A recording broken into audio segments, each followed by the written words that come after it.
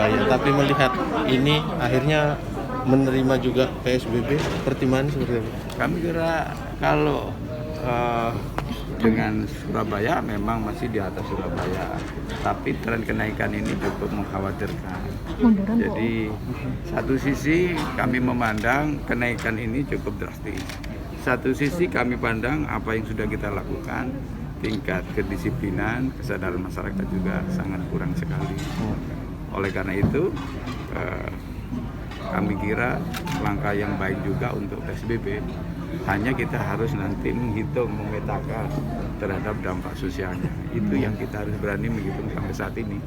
Karena langkah-langkah yang lain kami kira sudah cukup.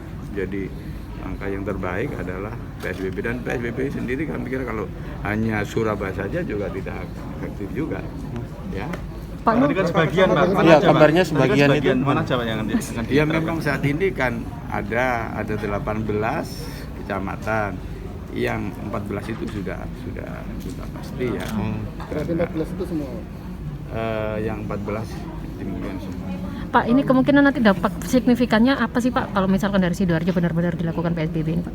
Yang mungkin terlihat. Yang signifikannya adalah nanti kita betul-betul bisa memutus mata rantai itu. Jadi dengan PSBB ini nanti semua SOP ini akan berjalan secara efektif karena di situ ada sanksi. Ya, tetapi di luar itu kita harus menyediakan, kalau kita memberikan aturan yang ketat maka harus kita menyiapkan segala sesuatunya dalam menopang PSBB ini. Ini yang menjadi berat kita dan kita harus berani untuk itu. Kalau tidak ini tambah terus signifikan.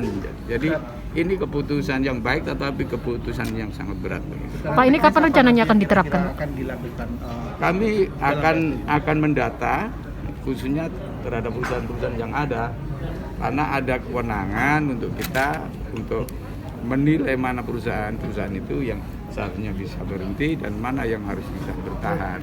Jadi yang justru paling berat adalah bagaimana kita mengatasi dampak Pak, sosialnya. Nah, itu apakah udah ada planning rencana Pak untuk dampak sosial ekonomi bagi masyarakat yang mungkin nantinya ini Pak? Udah ada, walaupun kami akan berhitung apakah persiapan kita cukup apa enggak ya. Oleh karena itu kami nanti langsung akan melakukan perhitungan itu ya, karena makin luas maka makin banyak juga yang harus kita persiapkan. Untuk rencana penerapan masih nunggu koordinasi Ya Surabaya? itu kan masih belum ke Menteri mungkin. Kesehatan. Jadi kita buat nanti Bu Gubernur buat dibawa ke Menteri Kesehatan, kalau sudah oke, ada persetujuan mungkin itu bisa terlaksana. Surat dari Bupati sendiri kapan Pak akan diserahkan ke Gubernur? Nah ini kan surat dari dulu dari Bu Gubernur ke tingkat Kementerian. tingkat pusat. Lalu kita juga akan mempersiapkan lebih detail lagi berkenaan dengan kabupaten ya. Bagaimana kita memperluas untuk kuratifnya, diperluas untuk ruang observasi, rumah maupun logistik. Ya nanti yang lalu yang 11 ya. Lalu yang kedua ada persiapan 80. Assalamualaikum warahmatullahi wabarakatuh. Waalaikumsalam. Teman-teman sekalian, sebagaimana teman-teman terkonfirmasi bahwa hadir di sini Pak Kapolda Jawa Timur, Pak Kasdam 5 Brawijaya, Pak Wakil Gubernur, juga Pak Sekda Prop Jawa Timur.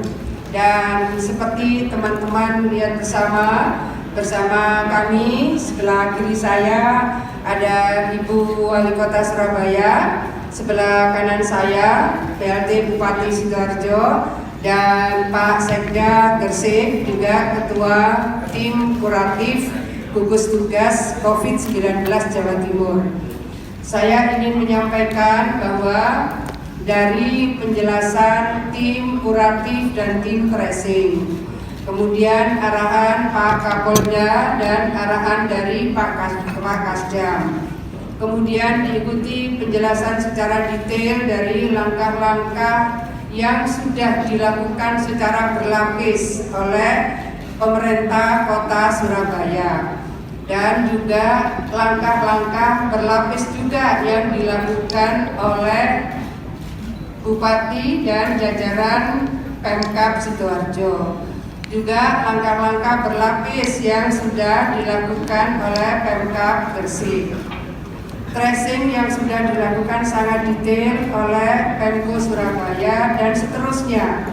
Tapi kita melihat bahwa penyebaran dari COVID-19 baik di Surabaya, di Sidoarjo, dan di Gresik ini menjadi perhatian kami semua, baik Forkopimda Provinsi Jawa Timur maupun Forkopimda Kota Surabaya, Forkopimda Kabupaten Sidoarjo, dan Forkopimda Kabupaten Gresik.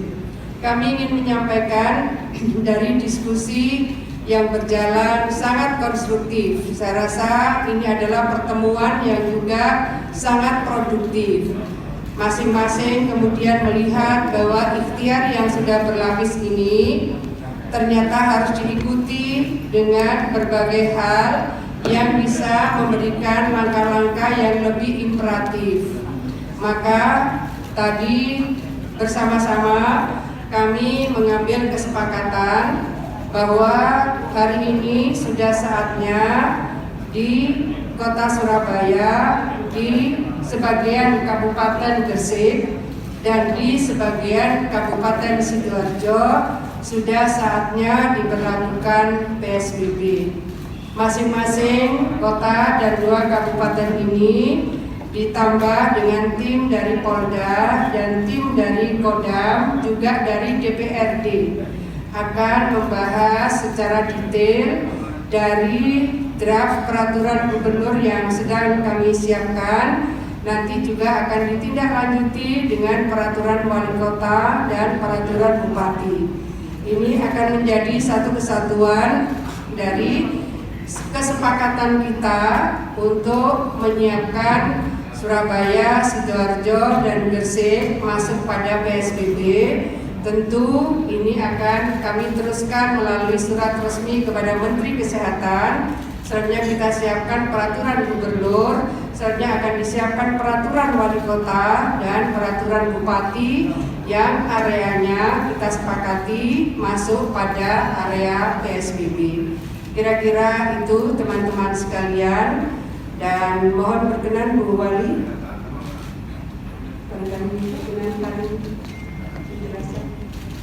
Oh baik, Pak. Baik, saya rasa begitu teman-teman sekalian. Terima kasih tadi Bu Wali bawa minuman Poka, dan itu yang bikin kita sehat.